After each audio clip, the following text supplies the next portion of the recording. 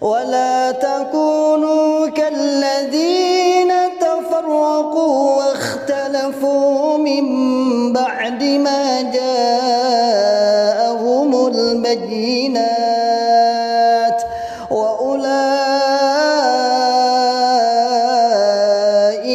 لهم عذاب عظيم.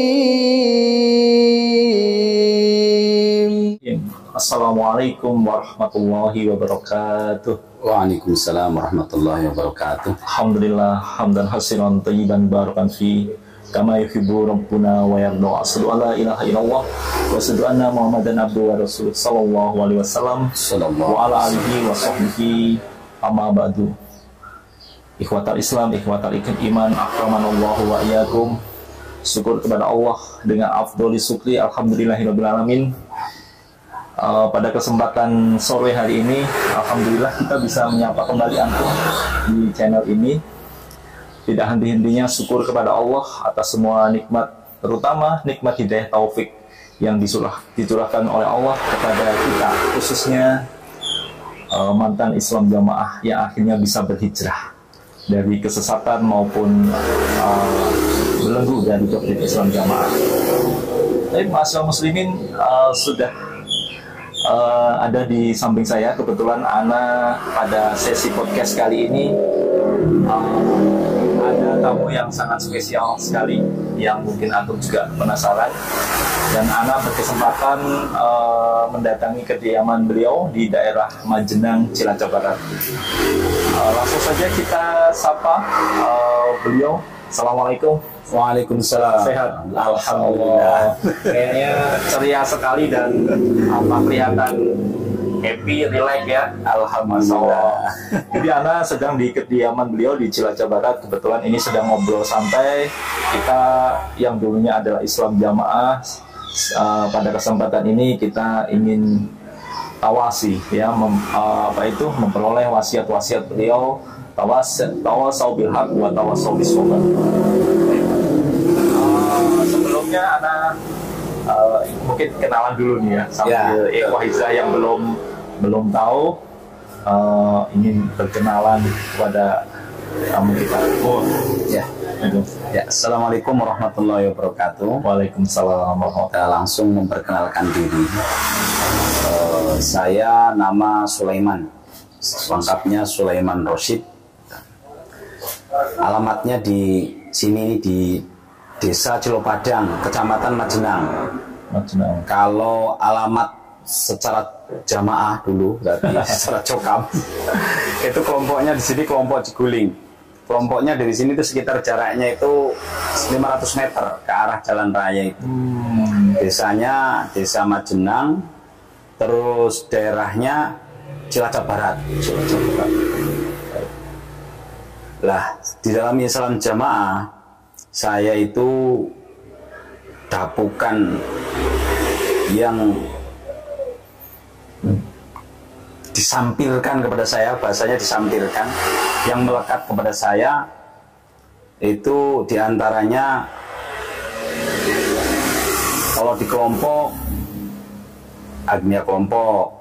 Nah, kalau di desa ya dulu ya ada pengurus UB gitu ya. Terus secara organisasi jadi ketua PC di Kecamatan Majenang sekitar 20 tahun. Terus mengundurkan diri pada waktu saya diberi SK menjadi wakil Kiai daerah, katanya nggak boleh double. Terus di daerah juga ada beberapa dapukan. Kalau di organisasi saya termasuk di bidang dakwahnya. Bidang dakwah. Ya, Masya Allah. komisi dakwahnya. Kalau ada lagi dapukan yang lain di organisasi lain, kalau di silatnya Cokam juga ada gitu ya. Ada dapukan dari pendekar ya. Kalau di tim keamanannya Cokam gitu ya. Iya, Masya Allah. Itu juga menjadi bendahara di kabupaten ya. Nah, kalau di dalam kepengurusan Islam jamaah, diantaranya saya terakhir itu masih menjadi ketua mubalik daerah. Terus ketua PPG ya sekitar berapa tahun, mungkin ada sekitar 20-25 tahun. Jadi itu diantaranya perkenalan saya. Dan ketika saya mengundurkan diri, posisi dapukannya yang menjadi wakil kiai daerah dan masih menjadi ketua mubalik daerah. Masyaallah muslimin, coba kita lihat, ternyata yang di samping saya ini adalah dulunya bukan orang sembarangan di Islam Jamaah. Coba tadi kita sekilas sepak terjang beliau di dalam Islam Jamaah itu jabatannya sudah levelnya sudah tinggi sekali ya. Tadi yang paling menonjol adalah di tingkat daerah. Di mana tingkat daerah itu ya Ustadz? Biasanya tingkat daerah ini mewakili kabupaten ya kalau di Islam Jamaah, secara kepengurusan di kabupaten ya. Walaupun kadang di Cilacap ini memang ada 3 daerah. Artinya kalau disampaikan beliau tadi adalah Agnia, kemudian pengurus ketua mubalik daerah, artinya beliau adalah ketua ulamanya di daerah atau di sekitar daerah itu. Kemudian beliau juga wakil imam daerah. Coba bayangkan, masyaallah muslimin, wakil imam daerah ini bukan orang sembarangan. Dia adalah orang kedua yang membawai suatu kawasan wilayah yang sangat luas. Biasanya ada yang seluas kabupaten, ada yang mungkin setengah atau sepertiga dari luas kabupaten, seperti itu ya Ustaz ya. Masya Allah. Berarti memang yang kita wawancarai kali ini adalah ibaratnya residivis orang benar-benar tokoh dari Islam Jamaah. Satu pertanyaan yang mungkin kita penasaran, mungkin di antum semua, mengapa orang sekali Pak Ustadz Sulaiman ini ya, yang juga pengurus, dapukannya banyak, kemudian kepahaman jamaahnya tinggi mungkin ya, bisa hijrah? Itu yang mungkin menjadi pertanyaan antum semua dan ana yang di sini. Coba bisa dijelaskan Ustadz, kenapa kok bisa hijrah dari Islam Jamaah? Tafadhol. Ya, kalau yang pertama itu tentunya ini adalah atas izin Allah, atas petunjuk dari Allah, itu yang sudah pasti. Adapun penyebab-penyebabnya yang utama yaitu tentang saya itu nggak bisa nerima takfiri itu. Masya Allah. Jadi sebuah faham yang memang dimiliki dan harus dimiliki betul ini di dalam jamaah, bahwa selain jamaah, istilahnya ada bahasa yang simpelnya jamaah surga, gak jamaah neraka. Lah padahal ya kalau al-jannatu rahmah wal firqatu adzabah, itu kan bahasa yang memang ada di dalam Quran, hadis, istilahnya di dalam hadis ada. Tapi pengertian jamaahnya ini, di mana jamaah surga nggak jamaah neraka, yang dimaksud jamaah di dalam Jokam itu kan jamaah kita ini yang beramil, berbeat, bertoat kepada imam jamaah itu. Selain itu neraka semua. Nah ini yang sudah dipikir oleh saya ini sama sekali nggak, semakin dipikir itu semakin nggak masuk akal. Lah ya kok ada perantara agama tunggal yang ke Indonesia itu loh. Yang lainnya berarti kan dieliminasi semua, tidak dianggap, bahkan dianggap sebagai calon ahli neraka semua. Ini kan luar biasa. Padahal sang pemilik surga itu tidak pernah memberikan mandat yang seperti itu kepada perantara yang ada di dalam Islam Jamaah. Jelas nggak dapat mandat dari Allah secara langsung seperti itu, nggak ada, nggak mungkin gitu ya. Nah ini. Terus yang kedua, semakin anehnya lagi begini, tentang karena orang itu tidak mengikuti jamaahnya Islam Jamaah ini, Cokam, akhirnya hukumnya Allah itu tidak bisa dijalankan. Yang paling jelas, saya itu pernah mengikuti pembagian waris secara langsung. Karena kan yang bagi waris itu biasanya kan dari keimaman daerah. Kalau imamnya nggak bisa, berarti wakilnya yang salah satu ditunjuk untuk ikut bagi. Nah pada waktu itu ada seorang jamaah wanita meninggal, masih punya bapak. Secara ilmu faraid itu kan harus punya bagian, gitu ya. Lah, tim faraidnya ketika membagi, ini bapak ini dieliminasi karena bukan jamaah. Pada waktu itu saya tegur, loh ini bapaknya kok nggak dikasih bagian? Loh, sesuai dengan amanatnya kita itu hanya membagi untuk jamaah saja. Berarti yang tidak jamaah walaupun Islam tidak dibagi. Ini sesuatu yang sangat menakutkan kalau menurut saya. Jadi saya itu semakin takut lagi mengikuti Islam jamaah ini, karena ancamannya itu sangat fatal kan. Itu kan wasiatnya Allah di dalam surat An-Nisa itu kan yusikumullahu fi auladikum, itu kan wasiatnya Allah tentang hukum waris, itu wasiat Allah yang harus dilaksanakan oleh orang-orang iman. Nah ini gara-gara mengikuti satu orang yang dianggap sebagai perantara tunggal, terus hukum Allah itu ditinggalkan. Itu saya betul-betul wah ini semakin jauh sekali. Terus lagi saya yang menyebabkan menjadi pemicu juga sebenarnya ketika dibacakan tentang 30 pemagaran itu. Harusnya kan dipagari karepnya pusat. Ketika dipagari itu orang tidak terpengaruh. Ini justru kalau yang mikir dengan hati yang yang terbuka lah. Ini justru kalau menurut saya justru kita itu harus terpengaruh, harus keluar, gitu ya. Kenapa?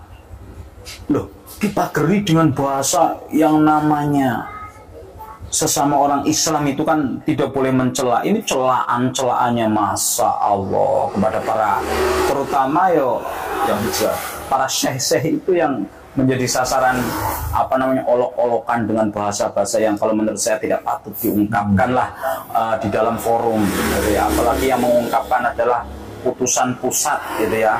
Nah, kalau menurut saya ini sama sekali enggak. Dan justru saya menjadi ini kok adabnya, karena yang akidah itu kan akhlak itu menjadi cerminan bagaimana akidahnya. Nah ini saya jadi nggak respect lagi setelah itu.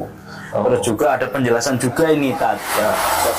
Penjelasan saya ingat sekali ketika CAI tahun 2022, yaitu ada penjelasan pada waktu itu yang menerangkan tentang jamaah. Kalau seingat saya itu ada Pak Bambang, itu kayaknya LC, sama satunya lagi Pak Bela atau siapa saya agak lupa itu. Ini yang belajar di Mekah juga. Yang belajar di Mekah. Jadi menyampaikan tentang definisi jamaah. Disampaikan betul itu, kalau yang memperhatikan sebenarnya harusnya ngerti. Saya tulis itu. Nah, karena saya betul-betul memperhatikan tentang bab jamaah itu pada waktu itu. Yaitu yang dimaksud jamaah menurut pengertian para ulama, yaitu yang pertama adalah Sawadul A'dham, golongan terbesar. Kalau ngomong golongan terbesar di Indonesia kita sudah maklum lah, kita tahu.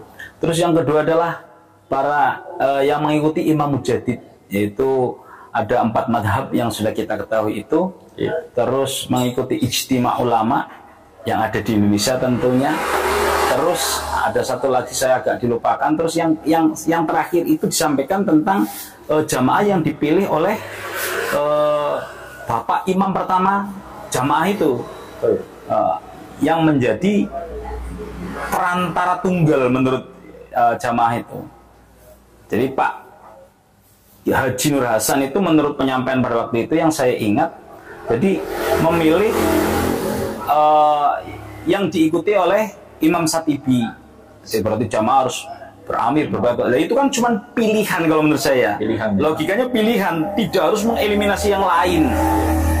Saya semakin nggak bener lagi. Semakin nggak bener. Oh ya, baik. Tadi ada satu pertanyaan yang menarik ya. Jadi antum tadi yang pertama sudah merasa paham takfiri, ya, takfiri, kemudian hukum waris yang dijalankan di jamaah ini nggak benar. Maksudnya dalam arti gini kan, kok bisa timbul keraguan-keraguan itu loh? Awalnya itu bagaimana? Harusnya kalau sekali berantum tadi ya, harusnya sudah paham, maksudnya kepahaman jamaah itu kan kuat harusnya. Tapi kok bisa kok ada benih-benih meragukan yang di luar jamaah itu, meragukan paham mengkafirkan orang itu loh. Itu yang perlu ana sedikit mungkin ikhwah juga penasaran kenapa kok bisa sadar gitu bahwa mengkafirkan itu sebenarnya tidak boleh. Itu mulainya awalnya dari mana? Apakah dari ustadz-ustadz kita yang keluar atau memang sudah terbentuk seperti itu? Tahu dong? Ya memang kalau dari ustadz-ustadz yang keluar kebetulan kan kita juga mengikuti ketika ada jadi ada agak dekat juga seperti dengan Ustadz Abdul Mas'ud, Syekh Abdul Mas'ud, Syekh Aziz. Kita itu kenal secara pribadi, kita kenal secara pribadi. Kebetulan saya juga mengikuti program Tahfidzul Quran itu dan saya juga pernah mengikuti seleksi itu. Jadi ada ada kecintaan terhadap ilmu. Terus sebenarnya kalau kita memperhatikan ilmu yang ada di dalam jamaah juga kalau kita perhatikan kita itu akan memahami bahwa apa yang dilakukan di dalam jamaah itu perlu dikoreksi karena banyak penyimpangan-penyimpangan sesuai yang ada di dalam Al-Quran yang walaupun dimangkulkan dengan versi jamaah atau di dalam Al-Hadis walaupun dimangkulkannya dalam versi jamaah. Saya yang ingat gini, jadi di dalam kitab Busolah itu ya, kitab Busolahnya orang Jokam itu halaman 25. Agak salah. Sini, coba. Kitab Busolah ini adalah kitab-kitab yang disusun di internal Islam Jamaah yang hanya khusus internal ya Ustaz ya. Betul. Jadi memang itu hanya kitab internal kita dulu yang membahas masalah sholat-sholat. Betul, iya. Apa tuh? Betul kan? Nah di situ kan diceritakan bahwa ada orang Badui, orang desa itu datang kepada Nabi. Itu kebetulan ada sahabat yang mendengarkan bahwa Badui itu bertanya kepada Nabi, Islam itu apa? Masyaallah. Islam itu tentunya setelah syahadat gitu ya. Islam itu adalah mengerjakan sholat 5 waktu. Masyaallah. Apakah ada lagi selain sholat 5 waktu itu? Tidak ada, kecuali sholat sunat. Terus apalagi Nabi? Yaitu berpuasa di bulan Ramadan. Apa ada lagi kewajiban selain puasa selain puasa bulan Ramadan? Oh tidak ada, kecuali hanya puasa sunat. Terus apalagi Nabi? Zakat. Apa ada kewajiban lain selain zakat? Tidak ada, kecuali sedekah. Itu sunnah sifatnya. Setelah itu Rajul itu kan berkata, yang kurang lebihnya begini, saya akan melaksanakan ini tidak mau menambahi dan tidak mau mengurangi. Setelah itu Rajul itu pergi.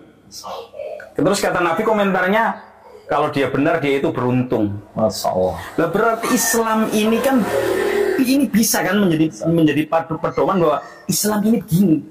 Iya. Itu loh.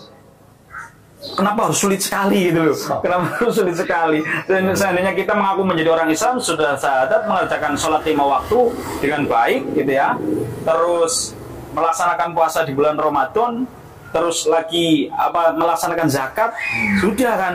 Kalau haji kalau mampu gitu kan ya, ada maksudnya kita punya kemampuan. Loh ini kok harus ditambah lagi dengan satu, yaitu harus beramir, berbeat, bertoat. Ya memang ada sandarannya kalau di dalam jamaah kan ya. Sandarannya itu walaupun yang dijadikan sandaran itu adalah hadisnya juga tidak sahih, itu ucapan dari Khalifah Umar bin Khattab gitu ya. Itu seperti itu. Ini teman Waalaikumsalam. Nah,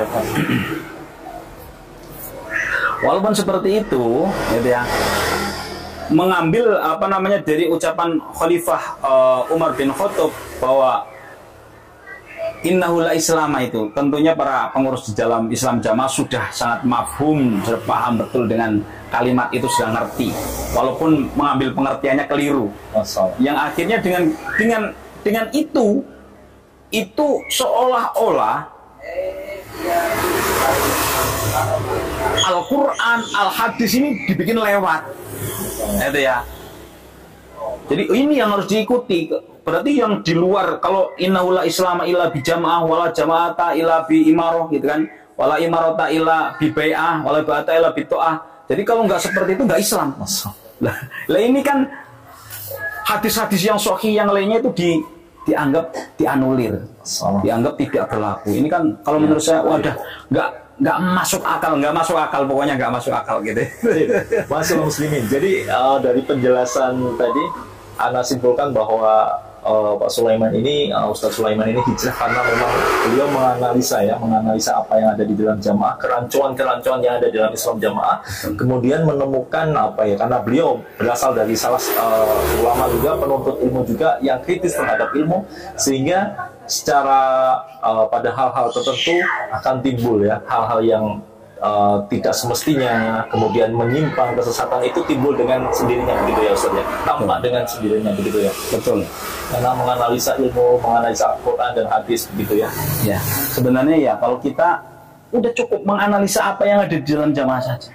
Masya Allah. Contohnya gini nih, ini para pengurus ya, para imam-imam, para 4S ini, saya pengen sekali mengingatkan karena sebagai tanggung jawab saya, terutama yang di daerah Cilacap Barat ini, karena bagaimana saya dulu telah menyampaikan, memperkuat hal-hal yang ternyata keliru. Gini, pengertian bid'ah di dalam jamaah itu, bid'ah adalah sesuatu yang sangat menakutkan. Bahkan digambarkan para penasihat itu, bid'ah itu ibarat sebuah masakan yang enak tapi sedikit kecampuran kotoran. Bahasa Jawa ini kopet gitu kan ya. Ya, berarti udah jijik sekali itu. Lah, di dalam jamaah ini, pengertian di dalam cokam bahwa tahlil boleh, tahlilan bid'ah, itu kan begitu. Nah, terus lagi yasin, oh boleh, yasinan, oh bid'ah. Lah ini pengertian seperti ini juga perlu dikaji kan, maksudnya.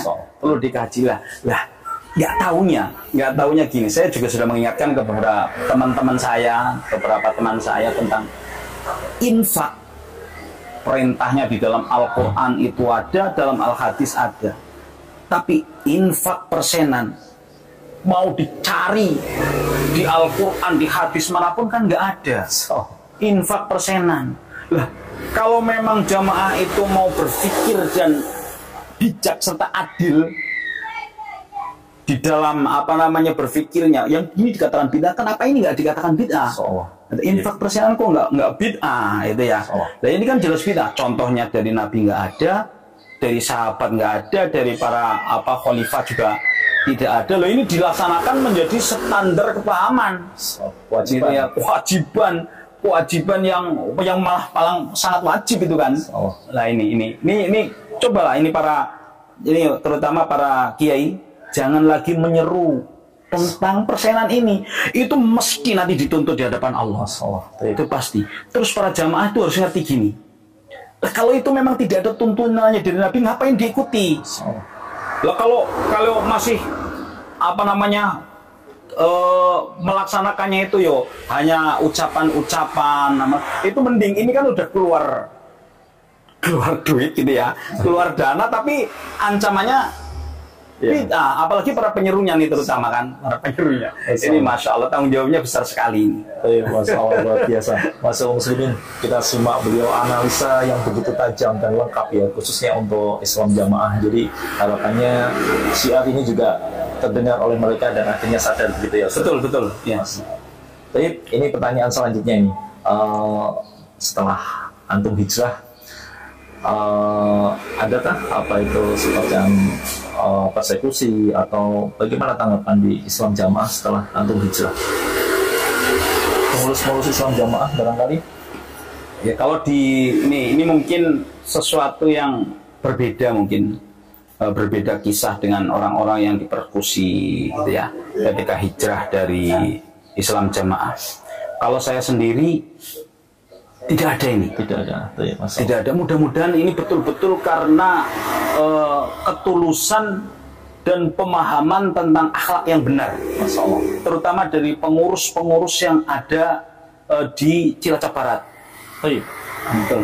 Nah, pada waktu itu saya ingat sekali. Saya itu ketika baru keluar itu kan saya punya cucu. Ini para pengurus-pengurusnya istri-istrinya udah datang ke sini kayak gitu. Ini kok nggak seperti di daerah-daerah lain, gitu ya. Jadi kalau level pengurus semuanya itu yang ketemu saya itu nggak ada masalah. Ada salah satu anaknya pengurus meninggal juga saya datang. Juga maksudnya jadi, tidak masalah ya. Jadi tidak diblokir, tidak diasingkan, gitu ya tanya. Mungkin ya nggak ada, nggak ada. Nah ini bagi antum semua yang mungkin yang ada perasaan ini ya tadi ya. Ada banyak ikhwah kita yang mau hijrah sebenarnya, yang mungkin menyaksikan channel ini kadang dia merasa berat nantinya seperti apa, takut dikucilkan, takut dijauhi, diblokir, kemudian seperti yang terjadi di daerah-daerah lain. Kebetulan narasumber kita pada hari ini, alhamdulillah Allah memberi kemudahan di hijrahnya sehingga tidak sampai mengalami seperti itu. Masya Allah. Dan keluarga semua alhamdulillah sudah hijrah. Alhamdulillah. Ya, alhamdulillah. Jadi ada pertanyaan nih, apa yang dirasakan setelah hijrah? Jadi apakah plong atau seperti apa? Pokoknya jadi ini sebagai gambaran bagi ikhwah yang pengen hijrah, sehingga seperti apa gambaran orang setelah hijrah. Juga ngajinya seperti apa mungkin bisa diceritakan. Karena begini, ada subhat yang kalau wis metu saka jamaah ngajine piye gitu. Nanti melu sopo. Nah, ini perlu antum juga jelaskan supaya yang mau hijrah ini juga nggak bingung juga. Mau tahu sekilas barangkali bisa memberi gambaran. Ya. Jadi gini, yang pertama itu saya juga proses di dalam hijrah ini. Jadi yang pertama saya sebelum menyatakan keluar, saya sudah sholat dulu nih, sholat di masjid-masjid yang ada di sekitar Mejenang. Kita sholat di masjid ini, sholat di masjid ini. Oh ini modelnya begini, oh ini modelnya begini. Ya Islam semua ini. Yang bangun masjid itu dapat pahala. Masya Allah. Saya pernah bertanya ini kepada teman dekat saya. Ini orang yang berangkat ke masjid, yang bikin masjid seperti ini kira-kira dikasih pahala nggak sama Allah ini? Masya Allah. ya dikasih pahala. Masa sudah keluar dana untuk bikin masjid, masa nggak dikasih pahala? Dalilnya membana masjidan fid dunya, banallahu lahu baitan fil jannah. Lah kalau udah dianggap takfir, dianggap kafir semuanya kan berarti nggak ada orang dapat pahala tuh. Terus dalil wa may ya'mal mithqala dzarratin khairan yarah wa may ya'mal mithqala dzarratin syarran yarah itu di mana? Ya, itu kan hilang itu kan di sini kan. Orang Islam beramal baik kok nggak direken? Gara-gara nggak beat kepada Imam Islam jamaah. Ini lucu dan ya lucu. Ini lucu itu kan. Dibilang bodoh, kalau mungkin dungu gitu kan menyakitkan gitu kan ya. Lucu ini. Kok bisa begini gitu loh. Lah, untuk setelah hijrah yang dirasakan. Setelah hijrah yang dirasakan gini. Masya Allah. Mungkin gitu ya. Orang jamaah menganggap saya itu setelah hijrah itu sumpah. Deblek mungkin kan begitu kan ya. Ada yang seperti itu. Yang terjadi itu sama sekali tidak seperti itu. Yang terjadi, lah sekarang misalkan di Indonesia secara umum jamaah itu kan di bawah 1 juta lah kalau menurut perhitungan statistiknya kan ya. Lah kalau di sini di desa saya ini ada berapa kakak cuman ini gitu kan ya. Lah kok mau dikucilkan sebuah kelompok yang kecil mau mengucilkan orang yang banyak, itu kan mayoritas kan nggak, kenapa harus takut seperti itu? Nggak ada, jadi nggak perlu nggak perlu khawatir akan dikucilkan, memang nggak ada. Terus rasanya gini, kalau dulu kan mau sholat itu bingung cari tempatnya. Wong dulu saya pernah ingat di Malaysia itu Jumatan itu bisa saja Jumatan di bedeng 2 orang 3 orang. Karena menganggap masjid itu najis, itu imamnya itu nggak bisa sesuci, terus yang jelas mereka nggak beat berarti kafir. Nah sekarang kan tambah luas sekali teman-temannya, karena memang semuanya dianggap Islam. Ya orang Islam jamaah, saya anggap Islam juga, karena mereka ya Islam. Cuman ini loh, terutama para pengurusnya tanggung jawabnya besar sekali. Jadi rasanya bahagia, lega, gitu ya, lega sekali sebenarnya. Jadi nggak ada yang mengucilkan lah. Kalau mungkin kalau tingkatan jamaah yang grassroots-nya mungkin melihat saya ya ada yang mandan berpaling, ada yang acuh. Wah saya maklumi sekali. Kalau yang di grassroots itu kasihan sekali tadi. Karena beliau tidak tahu begitu ya. Wah tidak tahu, nggak ngerti apa itu takfiri. Masya Allah. Jadi ngerti neki semanut penurunan korban. Kemarin baru ada itu ibu-ibu yang sudah tua, ini korban itu kok diwajibkan di kelompok saya. Dari zaman dulu itu nggak ada korban diwajibkan kan. Bahkan yang tidak bisa korban sudah diwakili oleh Nabi. Kan ya, Nabi kan menyembelih 2 domba itu kan, yang satu untuk Nabi dan keluarga, yang satunya untuk umatnya. Itu Masya Allah kok jadi wajib gitu. Masya Allah. Muslim, coba kita lihat ya, ini adalah nasihat buat antum semua yang penyimak channel ini juga. Mungkin yang masih bunglon masih ada di dalam Islam Jamaah, betapa sesatnya, betapa jauhnya ya, dan yang kita rasakan seperti penerapan dalil adilun yusrun ya, agama betul, itu sekarang terwujud setelah kita hijrah ya Ustaz. Betul. Terus ngajinya, saya pernah juga itu. Sekarang apa namanya? Terus sekarang kamu itu nasihatnya di mana, ngajinya gimana? Ngajinya kalau itu tanya kepada anak-anak saya, mungkin kalau dulu ngaji itu seminggu 5 kali gitu kan ya, paling itu udah banter. Kalau dikelompokkan rata-rata 2 kali. Kalau saya sekarang itu, kalau anak-anak saya itu ngaji sekarang rata-rata sehari 4 kali. Masya Allah. Di rumah pagi sama malam ya. Terus di masjid ada ngaji lagi, di sekolah kebetulan ngaji juga. Jadi kalau ditanya ya ngajinya 4 kali itu. Jadi ngaji, lo kalau ngaji ilmu apa namanya di dalam Islam Jamaah wis rampung kan. Maksudnya itu apa namanya? Ilmunya sudah semua lah insyaallah. Iya, maksudnya yang apa namanya? Yang himpunan sudah selesai. Al-Qur'an makna bukan tafsir, karena nggak pakai tafsir kan. Itu sudah, yaitu yang diulang-ulang kan itu saja.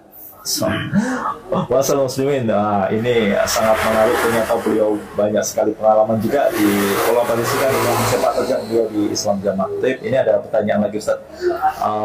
Apa itu, ini agak menjurus ini, disampaikan poin-poin kesesatan Islam Jamaah. Coba secara sekilas saja yang membuat Islam Jamaah itu sesat ya, dan harus ditinggalkan. Secara singkat saja Ustaz barangkali. Yang pertama ini faham takfiri. Oh ini mutlak. Salah mutlak ini. Paham takfir, jadi menganggap orang yang tidak biat kepada imamnya jamaah kafir. Itu sudah jelas salah. Loh, itu kan ada dalilnya. Ya karena di dalam mengambil pengertian dari dalil itu salah, makanya jadi salah. Itu yang pertama itu. Yang kedua, hukum akhirnya itu dibikin syarat. Ini mendapat bagian waris kalau menjadi jamaah. Walaupun Islam kalau nggak jamaah nggak dapat. Ya ini kan lucu. Terus lucu juga ini gini. Jadi sesuatu yang kan istilahnya ada yang apa namanya kiprah jadi ibadah jadi kiprah. Kalau orang luar itu ibadahnya jadi kiprah, nggak dapat pahala. Kalau kita kiprahnya jadi ibadah. Makanya senam aerobik dinamakannya senam barokah. Iya kan? Senam aerobik dinamakannya senam barokah. Iya iki piye gitu. Sepak bola ibadah. Sepak bola ibadah. Jadi dulu itu awal-awal itu senam itu bisa di dalam masjid. Disetelkan musiknya musik India juga kan pada waktu itu. Ada lucu, tapi sekarang nggak pakai musik lagi. Itu juga setelah ini banyak sekali sebenarnya kekurangannya. Jadi hal-hal yang dulu begitu diagungkan tentang ilmunya, setelah kesini banyak juga perubahan-perubahan di dalam jamaah. Dulu sholat hifdzi, wah itu betul-betul diagungkan. Setelah sini kan nggak ada lagi. Artinya dalam Islam Jamaah juga tidak konsisten ya. Nggak konsisten, betul. Keilmuan mereka seperti kalau mengaku beliau adalah ngaji Quran hadis ya secara murni, masa hukum musik saja tidak tahu begitu ya. Kemudian apa itu tadi ada hukum waris diputus dan lain sebagainya. Masalah muslimin itu adalah poin-poin kesesatan yang tadi disampaikan. Nah ini untuk sesi terakhir ini kita minta mauidhah atau nasihat antum bagi yang masih ada di dalam, silahkan disampaikan barangkali teman-teman pengurus atau Islam Jamaah.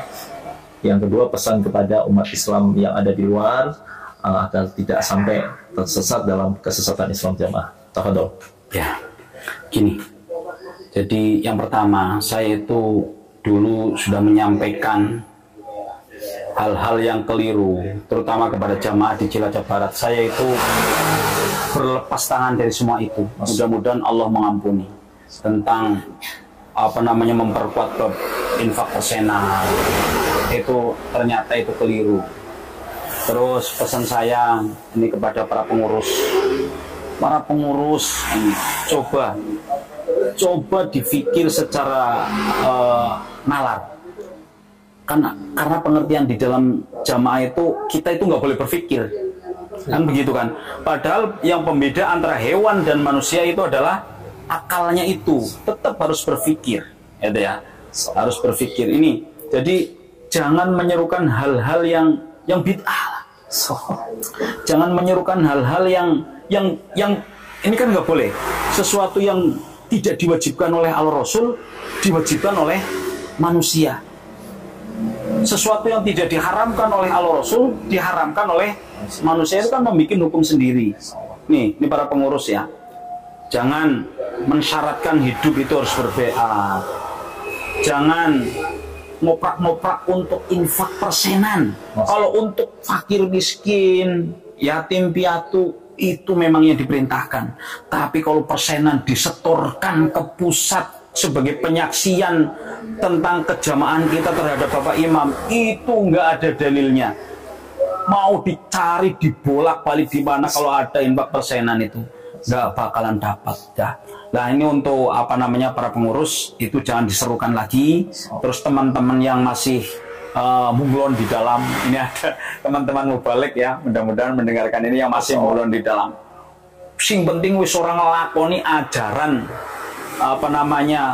yang tidak benar di dalam jamaah pertama, karena masih punya alasan-alasan yang memang kadang-kadang sehingga belum berani untuk keluar. Itu yang pertama. Terus jangan menyerukan ngajak orang supaya sambung tertib terus didoktrin begini-begini, jangan. Ada ya ini. Jadi terus kepada para umat muslim secara umum. Jadi kalau kita sekarang ada yang lagi viral tentang Pondok Al Zaitun itu kan ya.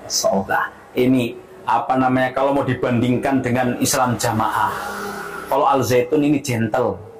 Artinya saya punya keyakinan begini disampaikan. Kalau di dalam jamaah itu nggak gentle, bedanya seperti itu. Nah, walaupun ya lebih parah Al Zaitun mungkin ya, tapi lebih gentle Al Zaitun gitu ya. Nah ini jadi jangan sampai anaknya jangan sampai tertipu dengan casing yang bagus di dalam Islam jamaah, gitu ya. Tapi ajarannya itu keliru, nanti putuslah persaudaraan, family, orang tua dengan anak, suami dengan istri. Itu akan terjadi seperti itu kalau memahami doktrin yang ada di dalam Islam jamaah. Pokoknya nggak usah kepengin, gitu ya, nggak usah mengagumi ajaran yang ada di dalam Islam jamaah ini kepada umat muslimin secara umum gitu tadi. Masya Allah muslimin begitu menarik ya, karena waktu juga yang membatasi kita, dan semoga wasiat-wasiat beliau maupun tadi statement-statement beliau ya bisa menggugah kita, terutama yang antum masih dalam Islam jamaah yang masih terdoktrin, akhirnya bisa sadar, sehingga paling tidak kita juga ikut andil ya Ustaz untuk menyadarkan beliau, mereka yang masih ada di dalam, dan membawa kepada Islam yang rahmatan lil alamin. Masalah muslimin, mungkin itu podcast kita dengan Ustaz Sulaiman. Syukur Ustaz atas mauidahnya, kemudian pengalaman testimoninya. Semoga ya kurang lebihnya bisa bermanfaat bagi kita semua. Amin. Masalah muslimin, kami cukupkan acara podcast kita pada sore hari ini. Wassalamualaikum warahmatullahi wabarakatuh. Wa akhiru da'wana alhamdulillahirabbil alamin. Subhanaka wa bihamdika asyhadu an la ilaha illa anta astaghfiruka wa atubu ilaik. Wassalamualaikum warahmatullahi wabarakatuh. Waalaikumsalam warahmatullahi wabarakatuh. ولا تكونوا كالذين تفرقوا واختلفوا من بعد ما جاءهم البينات وأولئك لهم عذاب عظيم.